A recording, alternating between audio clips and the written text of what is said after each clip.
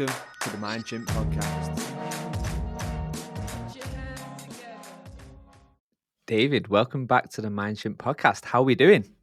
Thanks, Danny. I'm doing very well. Thank you very much. It's an honour to be back. Yes, I mean, I was listening back to the early episode because you was on my first season, right? I think that's yeah. actually met. And can you remember what your log line was in season one?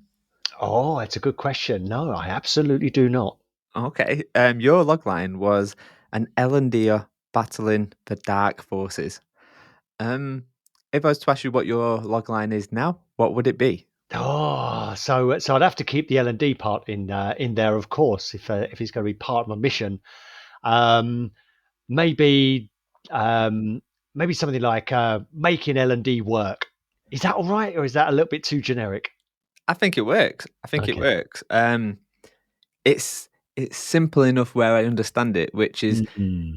completely different to what L&D is right now. When I look around, there's just lots of new words coming out. So yeah, I like that. I like it. But maybe before we get into this, I guess some of my listeners may not have heard of you in season one. So maybe give us a bit of a whistle stop tour of who you are and kind of where you are right now. Yeah, sure. So if we cut straight to the chase and where I am now. I am host of the Learning and Development podcast, Danny. According to Listen Notes, one of the top 1% of all podcasts listened to around the world, and one of very few, very, very few learning and development podcasts in that top 1%. So I would say that one of the most very popular podcast in the profession. As well as that, I am Chief Learning Officer of 360 Learning, which is a very powerful collaborative learning tool. We can get into that later if you so wish. But I'd say that most notably, I was one of the founders of Loop, which was a learning platform, which our tagline was making learning work. And one of the reasons it was so important for me to solve that problem, Danny, is because I spent 15 years running learning and development departments, saddled with learning tech that no one used, and spending an inordinate amount of time trying to drive traffic towards it to justify the investment. So it was about time that learning tech actually worked. And I'd say that what I'm probably most known for is that I was Director of Learning Talent and OD at the Walt Disney Company, and I was there for 8 years. So that's a potted history, Danny.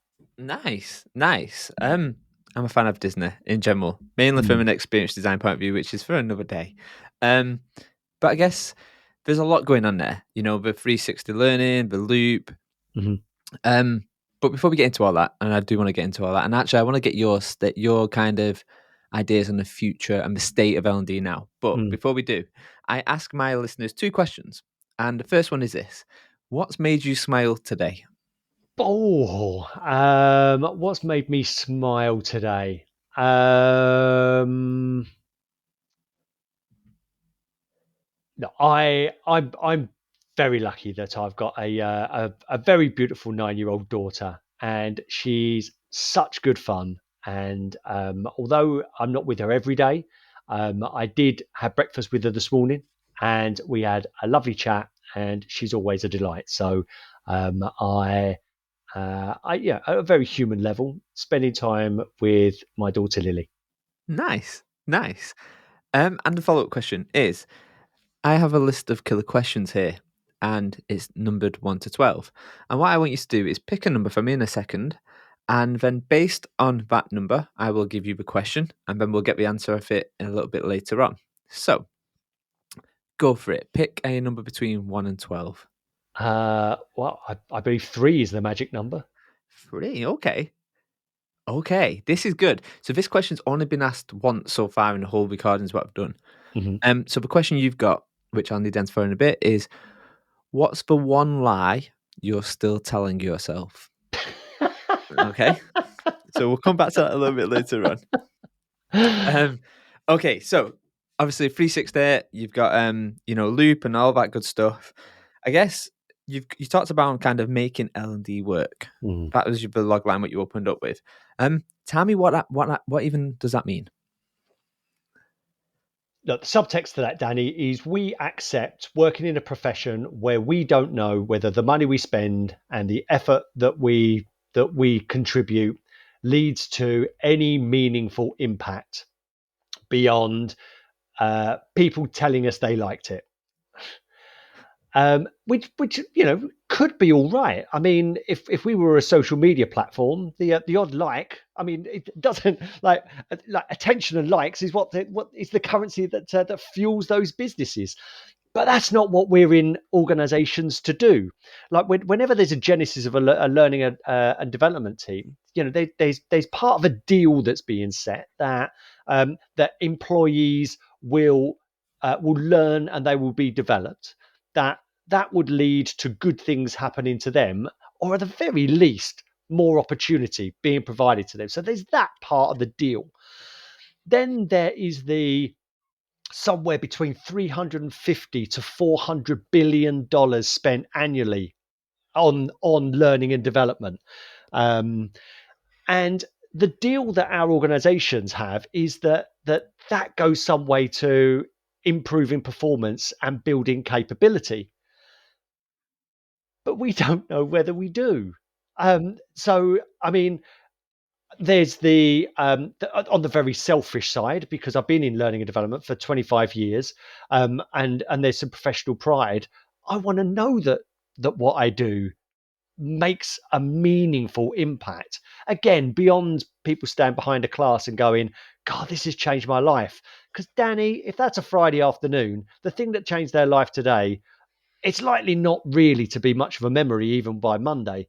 You know, people have good experiences on, say, training courses, not so much when they're doing e-learning. That's a different matter.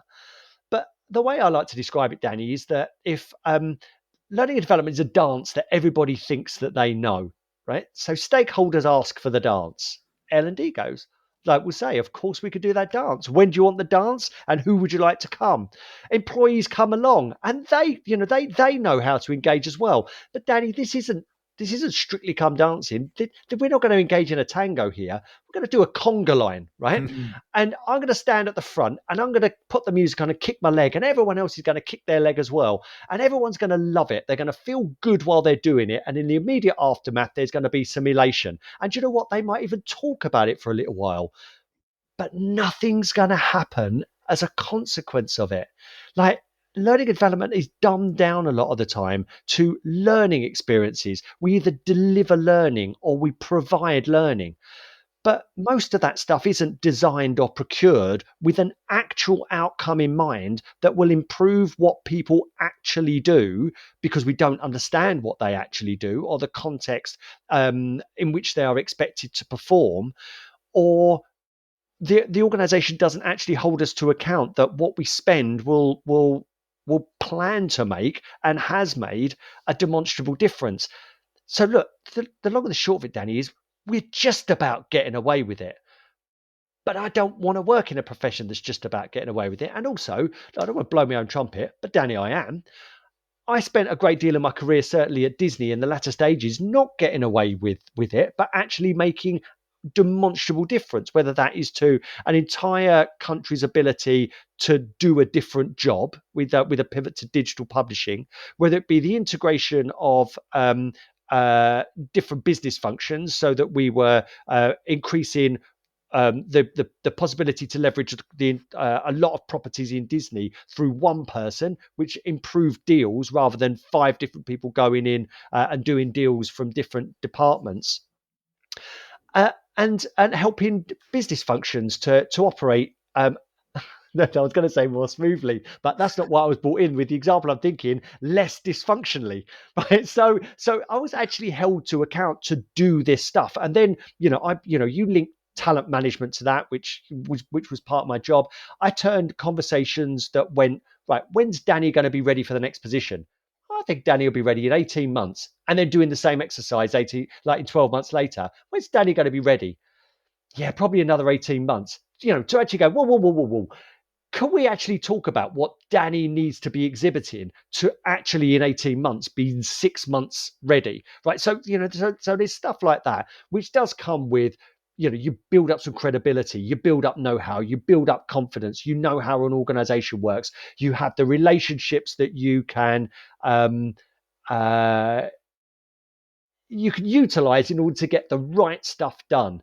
So it does pain me that we can so easily be swayed in this profession to look at a shiny new object and go, oh my god, if I can put my dumb content and generic crap into that, then that's going to solve all my problems. Because generative AI has given us the opportunity to do two things: L&D that works, or more crappy examples of useless stuff, but in a fancy wrapper. And I see far too much of the latter in L&D. So there's a long way to go. Does that answer your question, Danny? And Yes. any other questions you might have? And that, ladies and gentlemen, is the podcast. Thanks for listening. um, it's a funny one. It's a funny one. And I guess there's a couple of things that kind of get me thinking. You talked about the talent, like, oh, well, for Danny to be ready, it's 18 months. And I guess a lot of things which I see is actually, what is Danny needing to be ready for? Yeah. We make this assumption that A equals B and B equals C. And actually, I did have some work recently where I just said to him, like, you keep banging on about learning development. What do you want learning development for? Like, what is it? And they're like, well, if you ask the leaders, like, we need them all to be qualified in X or Y. And I was like, okay, let me go and ask your people what they need. Mm, Like, tell me what it is they really care about. What is it? We went in and was like, I don't give a shit about that. I actually want to be over here. We had someone turn around and go, I'm not bothered about accounting. I want to learn how to do video editing. I'm mm, like, right. So there's a big wedge here. Leader, you want this. They want this. Like, there's this whole kind of debate. And I guess the other thing where you got me thinking about is this concept, this principle of streetlight effect, which is basically we stop looking for right content or right answers. Instead, what we do is we find that what is the easiest, and then we amplify what is the easiest, which doesn't always mean it's right. It's mhm, streetlight effect. It's a bit like that whole thing of drunk man under the light trying to find his keys. It's like, yeah, they're in your hand, mate. Like, mm, it's the kind of whole concept. But I guess when I left L&D, there was a whole well, there's lots of circular conversations happening. One of them was like, how do content? Is it content? Is it context? Is it this? mm, Is it that? And I guess I've interviewed only a couple of people on from L&D in this season, and I guess some of the conversations have progressed, I think, and then some of them I'm still like, shit. When I really very first got into L&D at 2014, 15, these are the same conversations. Like, mm, if we're asking the same question, what the heck have we been doing for mhm. the last amount of years? So I guess, yeah, give me a bit of steer on where your head at is on where L&D is right now, just generally. um, Look, I've got good reason to be optimistic because on my podcast, did I mention the Learning and Development podcast? Oh, you're on a podcast. On my podcast, I do invite people on who talk about stuff that they're doing that's worked. I think that it's a platform for that that um, that's meant to serve as inspiration and also breadcrumbs for those people who are ready to do stuff that works. So I do spend a lot of time speaking with those folks who inspire me and let me know that there are plenty on the right path. But what does still trouble me is that there are too many L&D leaders, practitioners, vendors, and business owners who think L&D looks and smells a certain way, and their lot in life is to do it that way. It looks like events, it looks like e-learning, it looks like platforms, and it's about meeting those expectations. One thing that drives me nuts, Danny, that for me tells me that we've not really progressed as a profession, or perhaps the social media part hasn't, is all this talking about learning. It just drives me nuts because the way I like to describe it, Danny, is imagine we replace the word learning with bus, right? Okay. So yeah, Joy, yeah. So yeah, buses are brilliant. We just need better buses. Yeah, if we had better buses, we could get people on more buses. Yeah, we should. Yeah, it's all about the buses, right? And I look, go, Daddy, I hate buses, right? I just, you know, I'm not the most sociable person at the best of times, right? So traveling with a load of strangers who are talking like with through the speaker on their phone or listening to that out loud, eating their takeaways and all, so you it's a really unappealing mode of transport, right? Why is no one talking about where it's going, right? Why is no one saying, right? What we should be talking about is going to the. I'm trying to figure somewhere really appealing I want to go, like the Indian restaurant, right? Okay, I tell you, I'm bang up for that Indian restaurant. It's a bit of a way away. All right, okay. How do we get there? The only way is a bus. Do you know what? For that Indian restaurant, I'll do it, right? But learning and development people talk about the bus. Like it's the bus that's the important thing. Like learning is the important thing. Like if we got the learning bit right, then people would be able to do the things they're trying to do. But Danny, the kicker is if you don't understand what it is that people are trying to do and they're not able to do efficiently or effectively without your help, then you cannot determine where they want to go. So all this talk of buses and learning is a total and utter misnomer. And I'm afraid it's a really noisy market because the unfortunate part of that is the only real people who can really get under the skin of it are in-house L&D. So they've got to build up the internal currency in order to challenge their stakeholders to get to the actual nub of the issue. And until we get there, we're going to be talking about buses, right?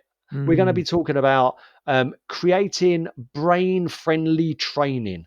So, oh, grow up, right? Like it's nonsense. It's a total nonsense because you only talk about brain-friendly training when you don't know the problem you're trying to solve. Because if you know the problem, you could probably solve it really easily, a lot more efficiently than trying to create brain-friendly training. And apologies if for having a go at that, because I could have a go at so much more in L&D, which is solutions without understanding the problem. And I think that is it's almost inherent in the profession that without the confidence and enough competence to do the analysis, then we're always going to be lost. We're always going to be ripping and replacing big behemoth systems filled full of content, bought on the premise that this one, unlike the other two that we got rid of, this one is going to get engagement and it is going to transform our organization. But you lift the lid and go, but wait a minute, it's just filled full of generic content. I know, but this one's AI powered, iterative, brain friendly. Think of all these buzzwords that the only thing it's not, Danny, is that it's not got anything in there to help people in your organization with the actual jobs that they are actually employed to do, to help them address the actual friction that they're facing, not just with the technical aspects of their job, but the cultural aspects that helps them to understand how to get the right stuff done at your organization. It's there's so much wrong, but what it comes down to is if you don't know the problems you're solving, then everything looks like the solution. It's an interesting one, and I think I'm not sure if you know, David. I have a book out called The Insightful Innovator.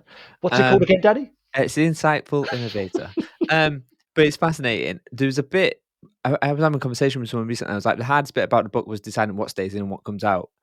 And there was like, oh, right, I've got to take this out. So something like jobs to be done, I took out because I was like, that's great, but there's other foundations what need to be kind of in place first, which ultimately is sense making. Understand the problem before going, hey, here's some content and here's something else and here's something else. Find out what you want to do. If you want to get to the curry house, you don't want the bus journey. You just want to get to the curry house, the kind of, and it's interesting that the future, I guess, of these teams, these L&D teams, for me, I kind of like to call it an anti-fragile team. Mhm. It should be a team, the future of L&D is for me is a team what grows from shock. And actually the capabilities of what the future needs and what organizations needs isn't necessarily L&D, it's problem solvers. It's people from design thinking, service design, all these other elements what come into play because Mm. they don't come in going, learning is the answer. No, they come in going, we'll tell you what the answer is once we know the problem. Yeah. Until then, we're not going to go there. And I remember when we was on your podcast, we talked about this, right? Like right at the very start, we talked around don't go into solution seduction, like figure out what the problem really is first and foremost. So then, kind of following on what you're saying, then. So I guess I had a quick look on like what's happening in L&D on LinkedIn, which don't even get me started on that because LinkedIn's just nightmare. But there's lots of talk around kind of skill development, stuff around kind of skill based kind of development. AI's in there somewhere, and it feels like there's a lot of big words and a lot of terminology being thrown around. So I guess let me first kind of jump into kind of that whole thing around that skills development. Like, what even is that now? Like, what does it even mean? Right. I'll first share the cynical side, but then I will quickly turn that around. Okay. Skills could be seen as, and I've explored this both internally and with podcast guests. Um, it's the latest iteration of competencies, of behaviours, and capabilities. A way of HR trying to control people top down, by creating categories that determine that these are the expected and rewarded behaviors that will be part of our performance management process that determines whether you're doing things right and you'll be rewarded, or you're doing things wrong and you need to improve. But the reason that we're talking about skills rather than competencies, behaviors, and capabilities is that competencies, behaviors, and capabilities didn't work. So there's a rebrand. But this is the differentiator. The reason I don't think it's exactly like that is that we are facing global skill shortages, certainly in the West. And these are driven by the older workforce leaving the workforce, so that there's an actual there's a people shortage as much as there is skills. Younger people are spending less time in organizations. We told them 20 years ago or so that there's no job for life, so they said fuck you. I don't want a job for life. So they're doing what Reid Hoffman called in his book The Alliance, tours of duty. So they're coming for the experience and the development, and then they're going. If they so wish, they don't have the loyalty because the loyalty was taken away from them. Then you've got also emerging skills aren't as readily available in the market. And if they are, and they're highly in demand and they're emerging, then they're really expensive. And this isn't L&D saying this is business leaders and recruitment teams. So where this is actually different is that learning and development have jumped on, and so they should, an opportunity to help their organization with something absolutely critical to its survival if things aren't going so well, but its potential to fulfill its goals. But what I do love about this, I think a mutual connection of ours, Miriam Neelan, when I had her on my podcast, we talked about this, and she said, well, if L&D haven't been upskilling and reskilling people for the last few decades, what have they been doing? And I thought, Go good on, point. go on, Miriam, go on. Yeah, good point. Right. So it's always as if so the business has gone, we've got all of these problems, right? L&D, right, and whether you look at Donald Taylor's global sentiment survey, it's been up there in the top three priorities for L&D for a long time. There's an entire industry and in by L&D solutions around skills. But the big kicker is, Danny, the reason this is still a big thing is that we've had learning and skills platforms for a decade now. Guess what? Pretty platforms filled full of content don't upskill people, right? There's the kicker, right? Even if you've got learners that know how to learn, don't even get me started.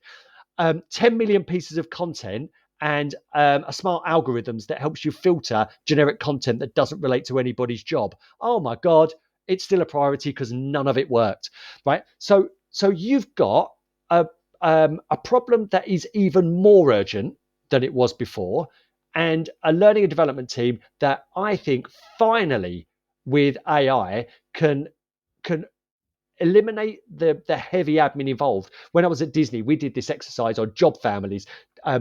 Disney, certainly in EMEA where I was, there were all sorts of different levels, and depending on where you worked, the different levels didn't actually cross across the organization.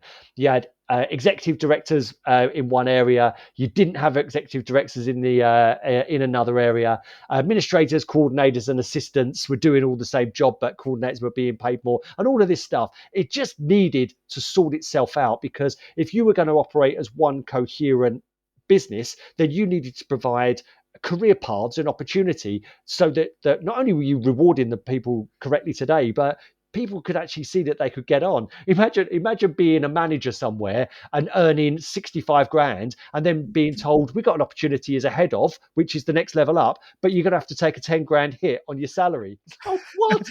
Like, so Enjoy. you just had to sort it out, right? And then you press publish on it, and then 1 year later, half of it's out of date, because business moves on. So now AI can actually help with the mapping of that, both benchmarking externally as well as internally, the jobs and the skills, and then learning and development where there is actually a problem. And so this comes down to it. It doesn't actually do the analysis for you, because the long and the short of it, Danny, is that 50% of your organization is probably all right. Just leave them alone. Don't create or provide solutions for something that's not an actual problem. But where you've got, say, I had Sarah Allen from Aviva and Molly Howes, her colleague, talking about how at Aviva, they're seeing AI as a legitimate threat to customer service people, but wanting to be an employer of choice and an ethical employer, they want to take their 200 telephone support people and upskill them on digital, and then actually hire them into emerging roles. I think that's amazing. And do you know what their measure of success is, Danny? That 200 people will have digital roles. There you go, right? Which determines that their path. So they haven't bought a behemoth platform filled for the generic content, tried to encourage people to be self-directed, and then hope that it happens. They've got incubators where they actually train people, mentor them, and then have them shadow and perform, so that they get the actual experience. And so then they're put in front of the hiring managers so that they can actually get these jobs. Now, it sounds almost futuristic compared to the way that learning and development is done elsewhere, but it just shows you that we can achieve incredible things. When you say incredible, it's what the organization just did. Why would you have a team called learning and development that's there to actually help people learn and develop if you didn't have the expectation that people will be performing better today and then ready for future roles tomorrow? But not a lot of L&D teams are stepping up to the mantle. But I guess, why is that? When I guess there's lots and lots of talk, and I guess when I got into learning in 2014, I remember my mentor at the time, shout out to Sakib, was like, look, L&D is always for the chop. When time gets tight, L&D is the first one, heads on the block, and then it'll cut through on HR, and it'll come on this. And I remember thinking, great, that means that every single part of that system is working with lots and lots of fat. Mm-hmm. So they're not working lean. They're doing lots and lots of fat, and there's probably lots and lots of duplication. I remember working with an organization, a recent organization, and I remember having a conversation with my boss. I was like, if this is me and this is my company, the first thing I'm going to do is bring in Bain and Co. and go analyze this whole business and find out where all the duplication is and get rid of it all. Because there's 5 or 6 people doing the same job, which makes no sense. But then I guess, when I start to think about the skills and I start to think about the future of where work is going to go, there's lots and lots. I guess when I start to maybe speculate a little bit bigger, I go, there's lots and lots of roles what's potentially going to disappear, and more roles will bubble out because of it. Like, more roles will come about. But how does that even happen? Like, how does someone go from, I don't know, I want to be in a call center, I want to be a customer service advisor, to actually, no, I want to go and learn, I don't know, X or Y over there. And how do you reverse engineer that to go, well, here's all the kind of skills what you need to, in order to do that? How does someone kind of kick that off and get the ball rolling? Well, first of all, I think it's really important not to think of it as a one-to-one exercise. It should be organization-wide and cohort-based. By simply thinking that we turn the needs analysis upside down, and so it's kind of an individual free-for-all in which we need to plan and then demonstrate our impact, I think is fruitless. it's not where we as L&D should be applying our attention. I think that the way I described it is that for any job in your organization or job level, then generative AI can map both internally the actual job and those relatable jobs as well. So one level up, one level down, and those jobs sideways. But also to benchmark those externally, because there's no point in I mean, I've been a hiring manager. You go, can I have the job description for the last L&D coordinator? And you take a look, and it says I don't know, like stuff in there to maintain all parts of the learning cycle, to maintain the books in the learning library. You have a look and go, sorry, when was the last time this updated? 1998, right? So to stop that from happening, the external benchmarks are really helpful as well. So it can actually scour sites for up to date uh, job descriptions and the skills related to it. Which when we think about what people want to learn at work for or engage with L&D, it's to be better and faster at their jobs, because if they're better and faster at their jobs, they look good, they might be paid more, and to improve their prospects. Again, like none of us are doing this for fun, are we, Dan? Like regardless of how many people in HR might tell us that you might get a greater commitment if people have all these additional parts or feelings or connections to the work. The nuts and bolts are, it's about feeling security and improving our prospects. So if we're benchmarking as well, then we're helping people to feel as if whatever they do to develop themselves, they become more marketable. But the first part is in the analysis. So you do the job mapping first. The second part is in the skills assessment. There isn't just one part of this. Did you remember when Microsoft acquired LinkedIn, and LinkedIn's statement said something like, this is really smart move from Microsoft because we know more about your employees than you do. And you have a look and go, no, you don't. What I did is I ticked everything I could see regarding learning and development, and mostly people I've never met before, as a way of ingratiating me, or before they sent me the sales DM, they endorsed me a few skills, right? Like it was the silliest way that you could possibly do it. So what you need is some kind of blockchain, like, don't you? Some way of me going, this is what I do. Some of your boss to go, no, this is your level.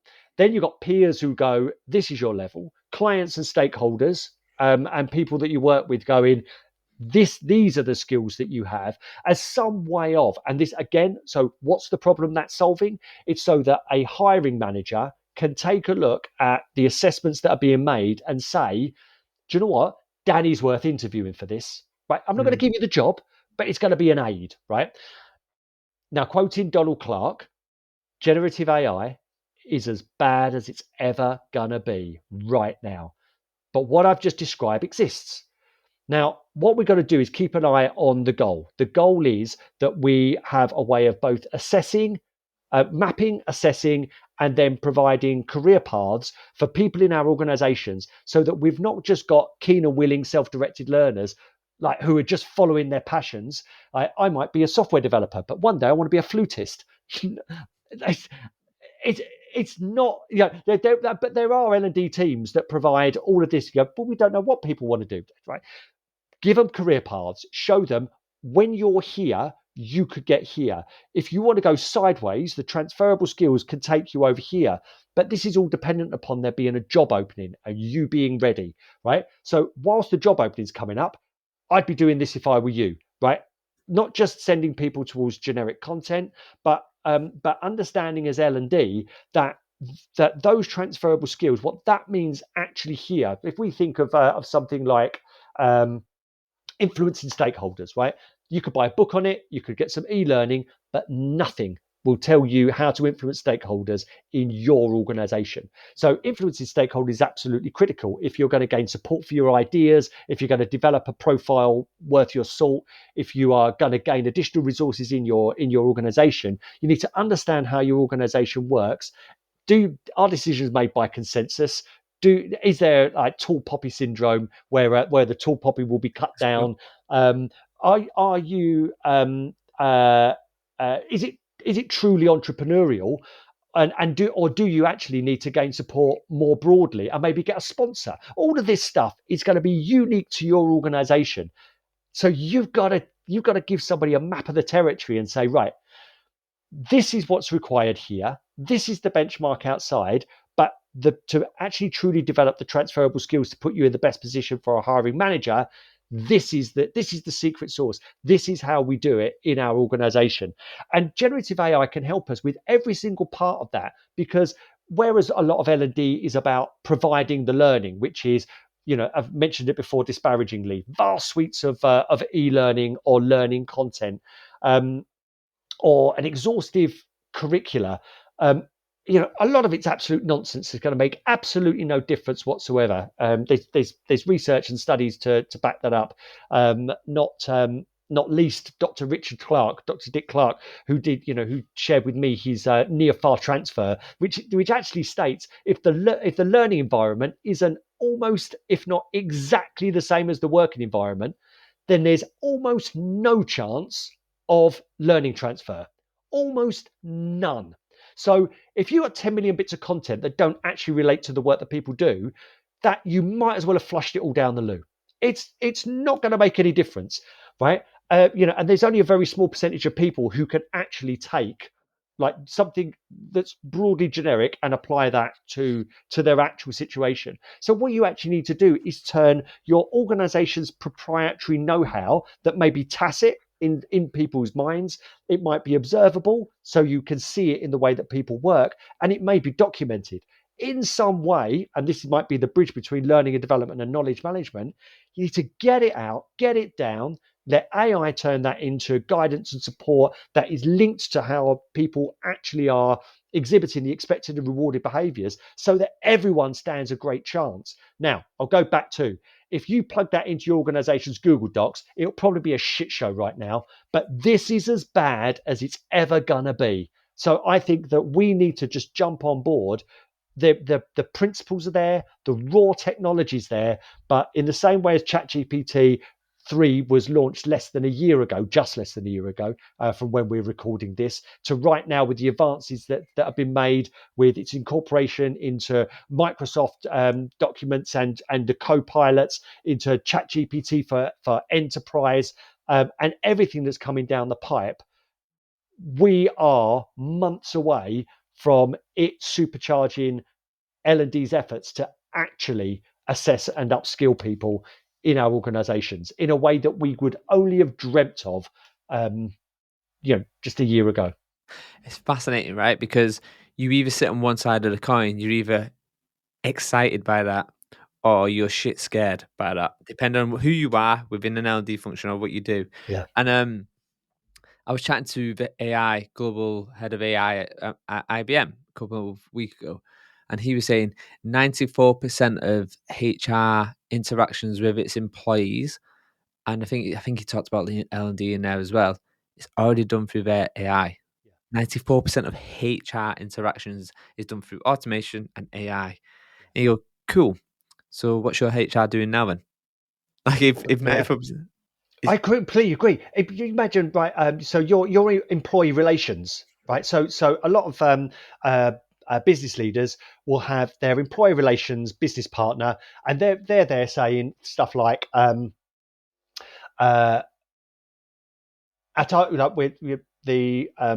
not hitting our targets. We've got to make a really quick decision. We've got to get rid of half the workforce, and we need to do it straight away in order to balance the ship. Right? So that's what we've got to do. How do we do that? Right? They don't ask, can I do that? They said, how can I do that? Right? Your employee relations person is going, oh, that'd be really tricky, especially in Germany with the workers' councils, right? So you're going to get a very conversational approach. Just stick it in ChatGPT, right? It will just give you the facts. It will you can guide you, keep you on the right lines. So a lot of that stuff, if you want to know the law, you want to know, boom, right? We know that there are some accuracy issues within there, so you probably want to have it go past the employment lawyer as well. But if you're dealing in transactional HR, or transactional L&D, the chances are you could find yourself, looking for a new job very, very quickly. But if you're not, if you're strategic and you're actually aligned to actually plugging skills gaps, if you're working alongside your workforce planning in order to prepare your organization for what's just coming around the corner, if you are actually trying to help existing cohorts to address friction and actually perform today, there is a job for you. But if you are just trying to provide more content and plug holes and get people to click in your platform, look, that's not even a job anymore. It's fascinating. I was having a conversation with a CLO a couple of weeks ago. Who's on this podcast actually. I remember having a conversation with him 4 years ago. I was like, "Do not get into the content game." Like, and at that time it was called no, what was it called? Can't remember the terminology, but basically it's dial free, right? Like it creates content for you straight away. I was like, "That's coming in 2 years. Your job will disappear." Mm-hmm. And it said in like a few years your job will disappear. And he was like, "Oh, I don't think it will." And then 4 years on, I'm having this conversation with Spin. I'm like, "Do you remember that conversation?" And she was like, "Yes, I do." I was like, Mm-hmm. "This is the thing; it progresses, and often it'll come slow. But if you listen to the signals, like for me, I guess when I think about I hate trends, like but signals and shifts and waves, like you'll get a ripple, which is a signal. When then ripples come together, they create a wave, and that tends to be a shift. What's going to happen? Um, but I think when I'm talking to a lot of people now within L&D or OD or whatever you want to call it, and actually I spoke to a few end of last week and this week, and there's two things what seem to be really jumping out at me, and I think remember the article I wrote why I left L&D and why you should too. Mm-hmm. That still I gets do. likes now, and even now I'm like, wow. I was even going to take that down at one point, but one thing what I'm hearing is there's a lot of disheartened, like people feel quite disheartened in L&D. And I think they're disheartened for a couple of different reasons. If you're new coming into a world of work, and most people in L&D don't find their way into L&D because they want to be in L&D, it just happens. What advice would you give to someone who's new coming in to L&D/OD/performance, effectiveness, whatever? Like they're coming into a bit of a crazy world, right? It's a bit chaotic. There's a lot going on. What would you do other than time not to get into it? No, I think it's a really exciting time, but there are pragmatic and savvy things that they need to do, as well as future proofing. So the political and savvy things to do are understand from your bosses what L&D is in your organization to do. What are their expectations? What do they think are the core skill sets? And learn from observing how L&D is done in your organization. Now, you will learn very quickly whether that's something you believe in or whether you don't, and whether you need to get the years under your belt by sucking it up and then getting the hell out of Dodge to go and do it elsewhere. But like any profession, there's something about just earning your stripes, and you can learn just as much about stakeholder expectations in a team that's not making any impact, that seems to be stuck in the 90s, than from one that perhaps, and maybe you learn more than from one that is on the leading edge now, that's data driven and has credibility in the organization. And the reason is that you are always one new head of L&D away from either advancing or regressing. I know of some very progressive learning and development teams that when the head of left, the new head of came in and went, "Where's your LMS full of content? Are you missing a trick here?" Right. And so what they did is they just bought in the dumbest platform that they had in their last organization, launched it, got the credit for it, they rode the wave, and they just implemented good old fashioned L&D that we don't know makes any difference. But then you could be working for one of those, and then they leave, and then either someone's promoted, or like's happened in I was going to name a name then, but I think that probably wasn't going to be a good idea. And it's happened in a very famous retailer here in the UK, who's hired a very forward thinking and well known global head of L&D, and is really getting them shipshape. And I'd imagine that is one hell of a ride to be on.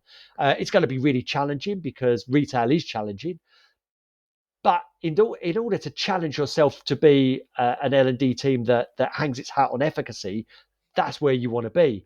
So going back to your question, what would you do? You need to be pragmatic and you need to be savvy. Take the learning from where you are, understand what you stand for, but you've got to go where the profession's going. It is data driven. It's going to be data driven because we can't hide for much longer, Dan. Like generative AI, for one thing, is going to put a spotlight on a lot of the people problems that actually need addressing because it's costing the organization money and opportunity. So that's going to be more readily available to leaders and HR and L&D. So being data driven is really important. Schooling yourself on product management or product ownership, I think, will be really helpful because it incorporates both the understanding of a problem from enough angles, a partnership approach with the people who you're seeking to influence, and adding meaningful value so you know that you're making progress based on the analysis that you've actually done. That doesn't need to be exhaustive, but I think a product ownership approach is a good way of kind of encapsulating that. And then as far as technology is concerned, let's have a think. I was going to put the cart before the horse there. But I'll precursor this. If you know the real problems, if you're doing the analysis, you've got, say, a product approach, or you're benefiting from being, say, an L&D business partner rather than something that's more separate or satellite. Then understanding how AI can help you to achieve what you're in the organization to do will probably help you not be sucked in by vendors selling solutions to non-problems, which our friend LinkedIn is full of at the moment. So I suppose that would be my advice, but you just can't get away from learning from people around you how to actually be savvy, build currency in the organization, because that stuff is transferable. And the sooner you learn that, the more successful you'll be. So I want to get your this is by no stretch of imagination going to be scientific, but in my Get Knotted newsletter last week, I talked around the percentage of roles in organizations being bullshit jobs, right? Like, and for the listeners, bullshit job is basically a job where you can take out the business and you're doing a role which has no value and you can take it out and no one really give a shit. You can't say that for nurses, for surgeons, even for bin men, right? Take bin men out, a few days, the streets are on their ass. But I think for a lot of people in leadership, L&D, and these other things, like, and even comms to a point, right? Like, to a certain point, your role's going to become a bit like that. What do you think the percentage is of organizations you see right now, and maybe it's from an L&D lens, are doing bullshit jobs?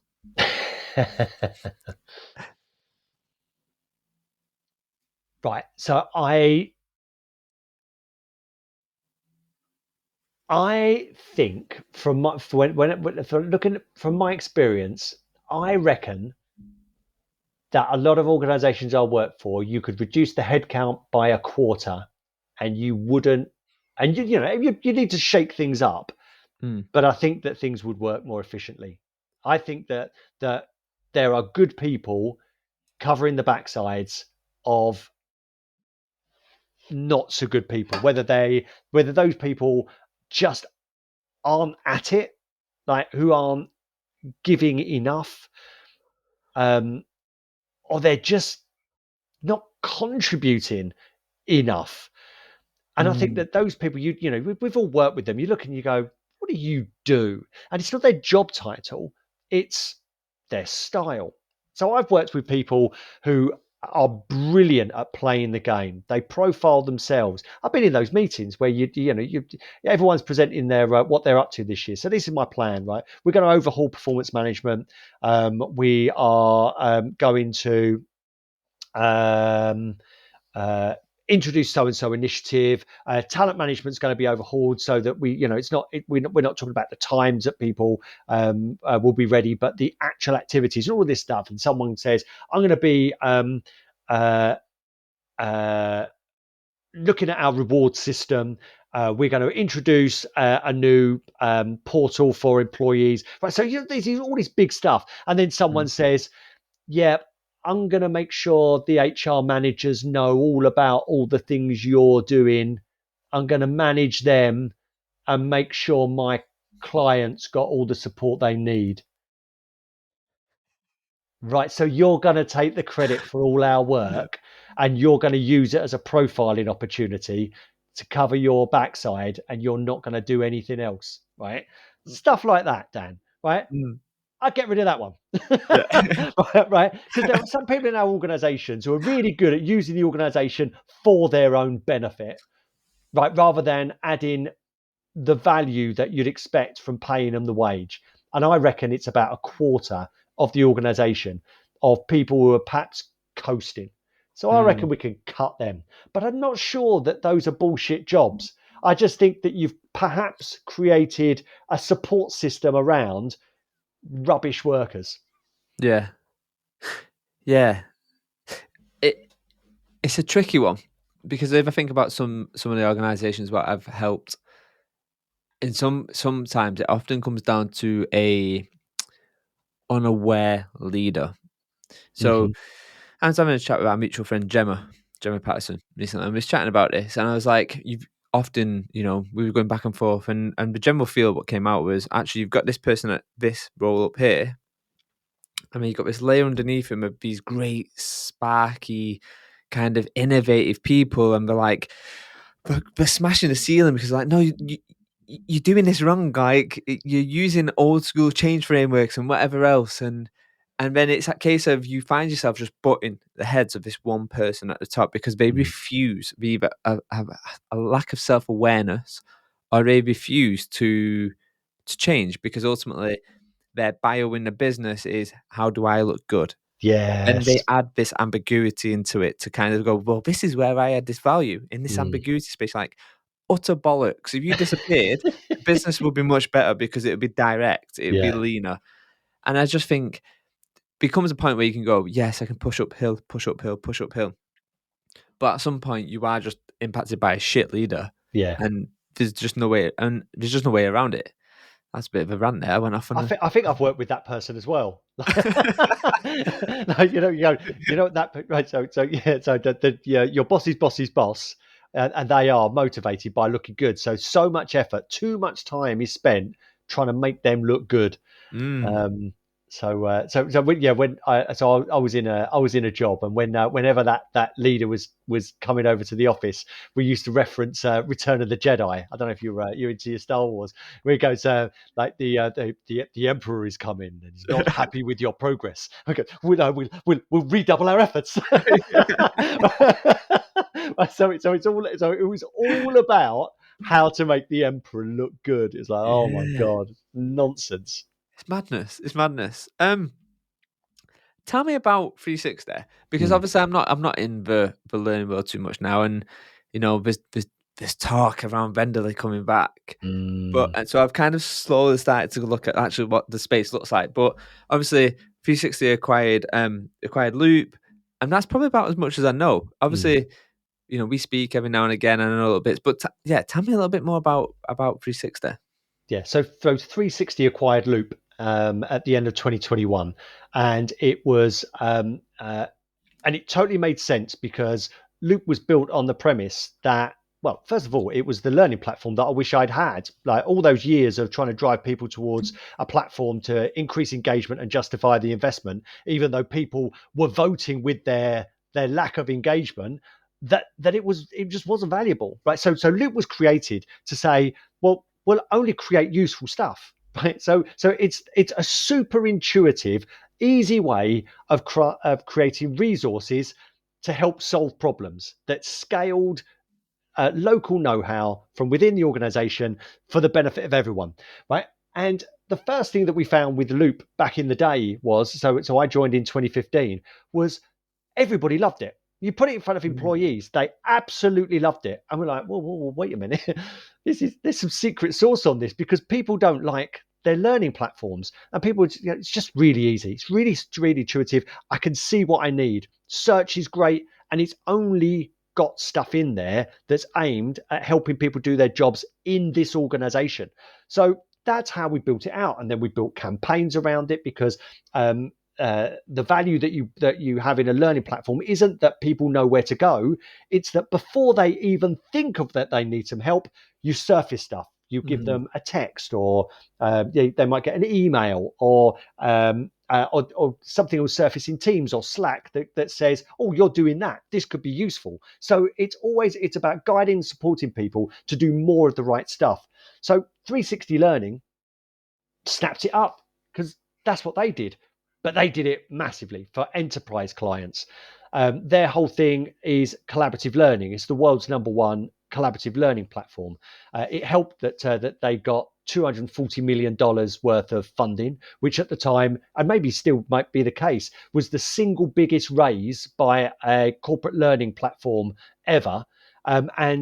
So they bought us up because we had the smarts and the people that was going to help to take that to the next level. So the beautiful thing is that I joined them in 2021, and it was almost like fast forwarding 5 years in loop. It was like, wow, you're 10 times bigger. You're 10 times as many clients, 10 times as much revenue, 10 times as many employees. Bit of a culture shock, because there was just a handful of us punching well above our weight. But the absolute the brilliant part about it was that when generative AI and ChatGPT hit in November, we all got together and went, right, where's this going to go? And well, I've already told you, like, you go, if what was it? I cobbled together or bastardized the Henry Ford quote, like, for a Forbes article that I wrote, that said, if I asked L&D what they wanted, they would have asked for faster courses, and that's the way they went, right? So L&D went, look how fast I can create a catalog. Look how quickly I can create this AR augmented reality leadership module. Look at it, oh my God, L&D lost the plot again, because that's what we talked about earlier, Dan. Mm. If you've done no analysis, everything looks like a solution. And so the more that you've got, you live in an abundant world, all you need to do is press a button and you've got all the content that you need.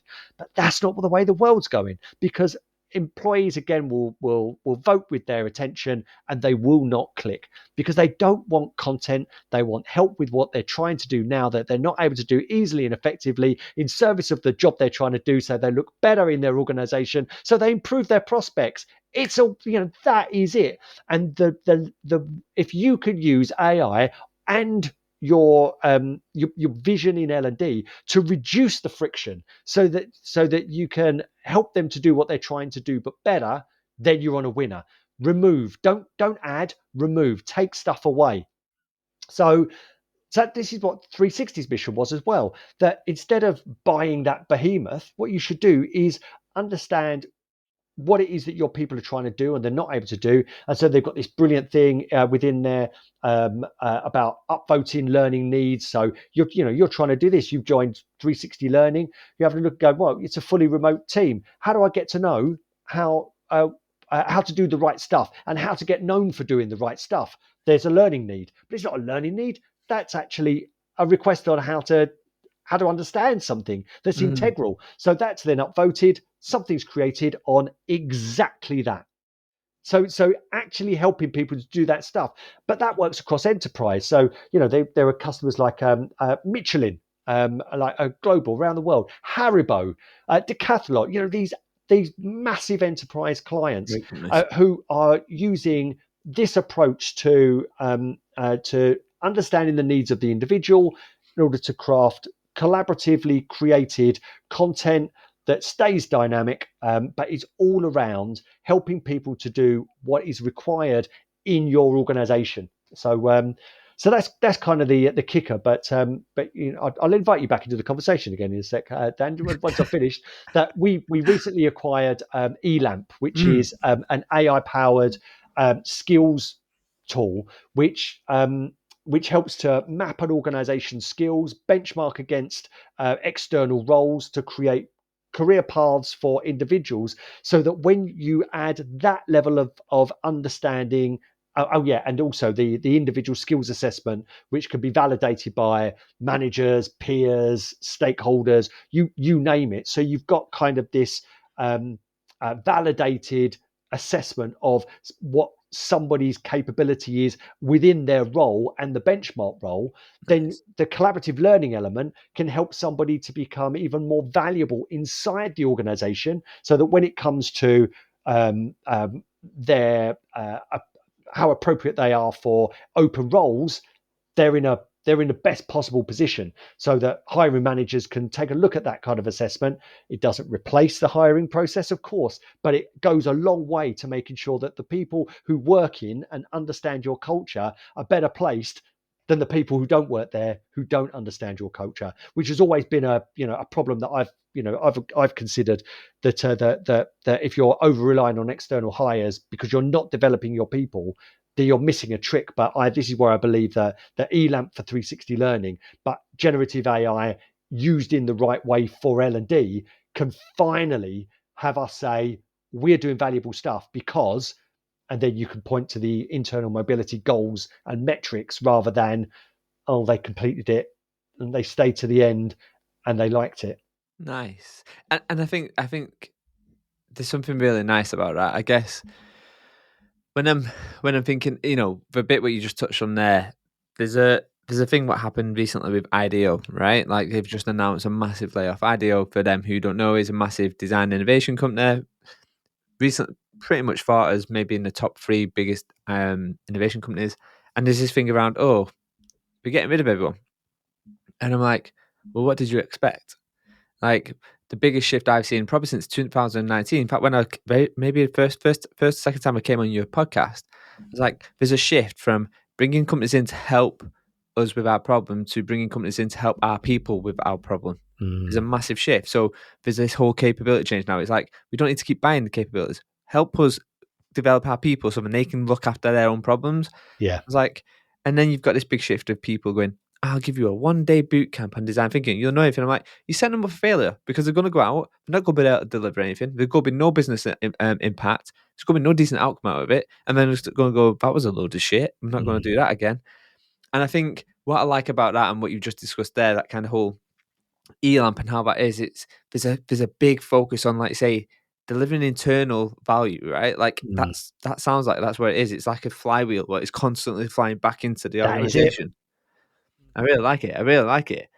So I guess I want to be mindful of your time as well, but I've got a couple more questions. I won't be mindful of the time, but I'm going to take some more of it.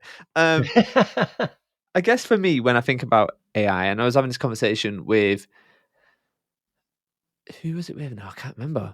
Someone who's younger than me anyway. And it's like, what do you reckon? He was talking about like future of work. That's what it came from. I think I did something with grads. That's what it Mm, was. And he was like, well, what do we do next? I was like, if I'm you, don't go and work at a business. Honestly, go and be a gas engineer. Go and be a mm, sparker. Go and do something like, because your job's going to be, it'll get impacted at some point. But right now, the near future, it's not going to happen. Um, and if it does, it's going to be, it's going to be through smart tech, home tech, IoT, and stuff like that. Um, but I guess there's something around that fact of what is the skill set needed now. So if you think about the skill set of the future of L&D, okay, and maybe go a bit wild with this, a bit speculative, if you like, David, but like picture into 5 to 10 years of L&D. mhm, What does that team look like at that point? How does that team operate? How does that team serve? Does that team even exist? Like, mm. what's your take on that? Um, so I think it exists if the purpose of the learning and development team is to ensure that people are ready to perform now, and I mean in double quick time. Like, so, we've got emerging skills and shifting priorities, a real need for agility across our organization. If we're going to move to more of a skills based organization, then you're going to have to deploy people pretty quickly. But you're going to have to give them guardrails to make sure that they are more predictably and reliably going to perform and succeed in those roles. So the learning and development team can help that wherever anybody is deployed, and ensure that risks are minimized, whilst also preparing the organization en masse to pivot as and when required.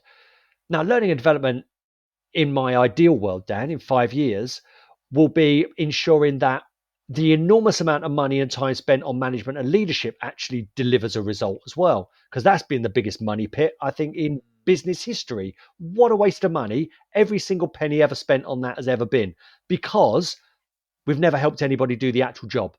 We've only ever helped them to say these are the core skills of a leader, and do that.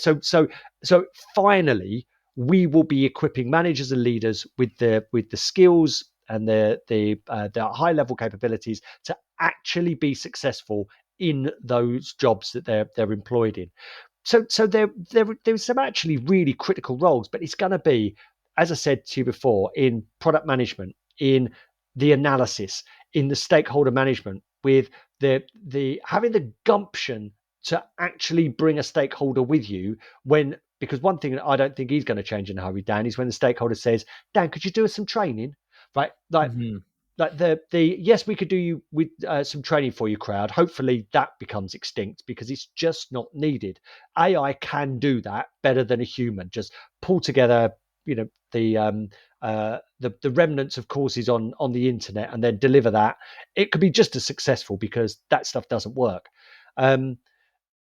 But in actually ensuring that people have the map of the terrain of your organization, that they know how to operate and be successful far quicker than trying to figure it out themselves, I think is an absolutely critical role.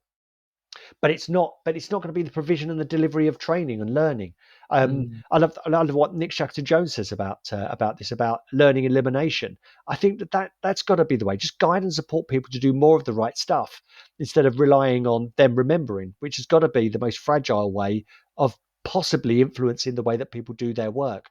So I am very hopeful, but a strategic learning and development function that is aimed at equipping people today and helping the organization to pivot, whilst also providing all of this opportunity for people inside an organization. How much better would you feel about your work, Danny, if you felt that there were options made available to you and your organization was actually building bridges between where you are and where you could be, without going back to the old days, which is just giving you the title, and then letting you figure out when you get there. It's not spoon feeding you, but it's at least providing you with maps and bridges and breadcrumbs. I think I might be mixing my metaphor somehow here, Dan. In order to help you to do what it is that you need to do, because that's the only way you're going to keep your best people. That's the only way you're going to achieve the agility required. And that's when we're going to stop saying stuff like we've got the wrong people, when we might have the right people. They just don't have the right skills. It's interesting. I think I like your future, David, because I don't think L&D should disappear. I think it needs to evolve. And obviously the provocative side of me is like kill L&D, and then when you hear the echoes of silence, then you know you've done a good job. But the reality of it is it'll need to be there. It'll just need to evolve into a better problem solving team or whatever. Can I just throw in there, Dan, one more thing, right? I've just thought of this as a metaphor. Now, it might work, and it might be, and your listener might take a lot from it, or otherwise it might fall flat on its face. But I'm willing to give it a go. Do you know what it is? AI is the meteor, right? And it will wipe out the dinosaurs, but it will not wipe out life on Earth. What will survive is the L&D function that is willing to utilize AI in order to achieve its actual goals. But the dinosaurs, the great big platforms full of content, exhaustive curricula, your 5-day leadership program, and all of that nonsense that was very expensive and very heavy, got you a lot of credit, but didn't actually deliver you any results.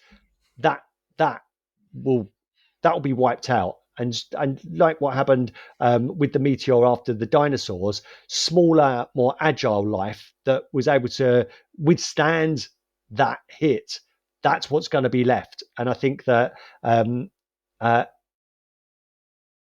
that has got the potential to be a lot more powerful than everything that came before. But do you know what, Dan? That's going to take for anybody to survive that. We're going to have to let go of our ego. We're going to have to admit that there was stuff we did and we spent our money on, things that we convinced our stakeholders, and perhaps we even got Employee of the Month awards for launching. It didn't work, but you've got something that you think will. So meteors, dinosaurs, and life after dinosaurs. So I like your metaphor. I'm going to build on your metaphor, David. Beautiful. I think the fact that the meteor is coming, right? And I think there needs to be a mindset and an awareness that, oh, that star is getting bigger and bigger and bigger, and it's coming. And there needs to be a self-awareness to acknowledge, to look up and go, holy shit. Like, but there's a mindset shift what needs to change. And I guess I use the analogy of spies, right? If you think about work is a subscription model. And it's a consistency, its approach. It consists of services, products, interactions, and experiences. And each week, each month, a customer, your employee, decides whether they're going to continue subscribing to that based on how them services, products, interactions, experiences work. But there's a mindset shift. What needs to see the mindset shift. What needs to be is like looking up. It's that thing of, oh, something needs to change. Things need to change. As if not, there's a big fucking giant meteor coming at us, and we need to get out of the way of this and figure it out. And I think that for me is the thing what I'm slowly starting to see. You know, the retail company, what you mentioned, obviously we won't name check it, but they're, you know, the leader of that is definitely one of the people who's looking up, going, "Oh, that star's getting bigger. How do we get out of the way of this really, really quick?" But I'm not going to let you off. We have one more question. So right at the start, I asked you to roll a dice, and you picked number 3. And the question was, what's the one lie you're still telling yourself? What's the answer to that question, David? That I might need that comb again.